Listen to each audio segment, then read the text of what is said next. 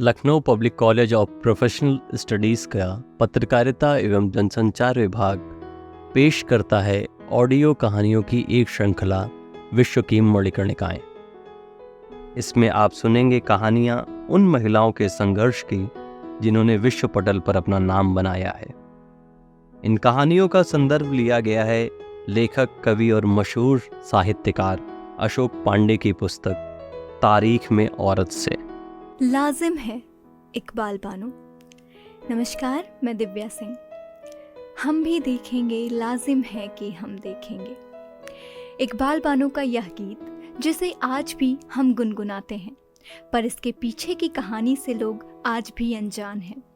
एक दुबली पतली 10 साल की एक मुस्लिम लड़की, जिसकी सबसे पक्की सहेली एक हिंदू लड़की थी। इकबाल बानो आधे हिंदुस्तान और आधे पाकिस्तान की जाबाज महिला थी, जिनकी हमेशा से ही संगीत में रुचि थी। उनके जीवन में बड़ा बदलाव तब आया जब उनकी सहेली के पिता ने उनके पिता से कहा, मेरी बेटियां बहुत अच्छा गाती हैं, पर बानो की आवाज़ तो ईश्वर का दिया वरदान है। उसको अगर बेहतर तालीम दी जाए तो तारीख में वो अपना नाम एक मधुर संगीतकार के तौर पर ज़रूर दर्ज कराएगी। वो ठुमरी और दादरा जैसे गीतों को गाने में निपुण हो गई। लेकिन उसी के कुछ समय बाद 1952 में उनकी शादी हो जाने के कारण उन्हें पाकिस्तान जाना पड़ा। वहाँ उन्होंने फिल्मों में गाना शुरू किया और एक प्रसिद्ध गायिका के तौर पर उभर कर आईं। अपनी आवाज़ के दम पर उन्होंने लोगों के दिलों में जगह बना ली थी और वो एक प्रसिद्ध सिंगिंग स्टार बन चुकी थी।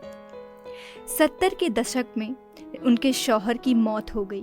उसके बाद वो लाहौर आ गईं। अब तक वो कई बड़ी फिल्मों में अपनी आवाज़ दे चुकी थी और वो पाकिस्तान के कई रेडियो स्टेशंस में भी बुलाई जा रही थी। उनके जीवन में एक और बड़ी चुनौती तब आई जब 1977 में पाकिस्तान में आमिर जियाउल हक जैसे क्रूर तानाशाह आया। उसने मुल्क में तमाम तरह की पाबंदियां लगाईं। पाबंदियों की 2 अहम बातें यह थीं कि औरतें साड़ी नहीं पहन सकती क्योंकि वो एक हिंदू पहनावा है, और दूसरी अहम बात ये थी कि फैज़ अहमद के गानों पर रोक लगा दी गई थी। फैज़ अहमद और इकबाल बानो दोनों साथ में गज़ल गाया करते थे। शायद इसलिए इकबाल बानो ने इस पाबंदियों को मानने से मना कर दिया। 1986 की 13 फरवरी को लाहौर में अलमरा आर्ट्स काउंसिल के ऑडिटोरियम में सजी वो यादगार महफिल। बानो ने फैज़ के गाने को गाना शुरू किया और कहा भी कि हम तो फैज़ का कलाम गाएंगे, अगर गिरफ्तार किया जाए तो हम हुक्मरानों के सामने भी गीत सुनाएंगे। उस दिन हॉल में बानो की आवाज़ में फैज़ के गीतों को सुनकर लोग बेकाबू होकर रोने लगे। तालियां रुकने का नाम नहीं ले रही थीं, मानो कई सालों बाद एक मुल्क ने राहत की सांस ली थी।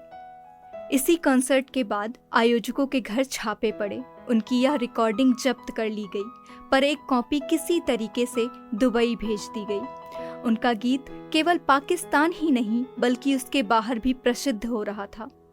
कई चैनलों पर इसको लेकर बहस भी हुई थी। 21 अप्रैल 2009 में उनका देहांत हो गया, पर उनकी आवाज़ अभी भी गूंजती है। हर परिस्थिति का बहादुरी से सामना करने वाली इकबाल बानो आज तारीख में महक रही हैं। उनकी बहादुरी का प्रमाण थी वो काले रंग की साड़ी, जो कि वो 13 फरवरी 1986 वाले रात कंसर्ट में पहन कर गई थी। धन्यवाद। तो ये कहानी थी मशहूर गज़ल गायिका इकबाल बानो की, और इसे अपनी आवाज़ दी थी बीजीएमसी द्वितीय वर्ष की छात्रा दिव्या सिंह ने। ऐसी ही और कहानियों को सुनने के लिए जुड़े रहिए द कम्युनिकेटर के साथ।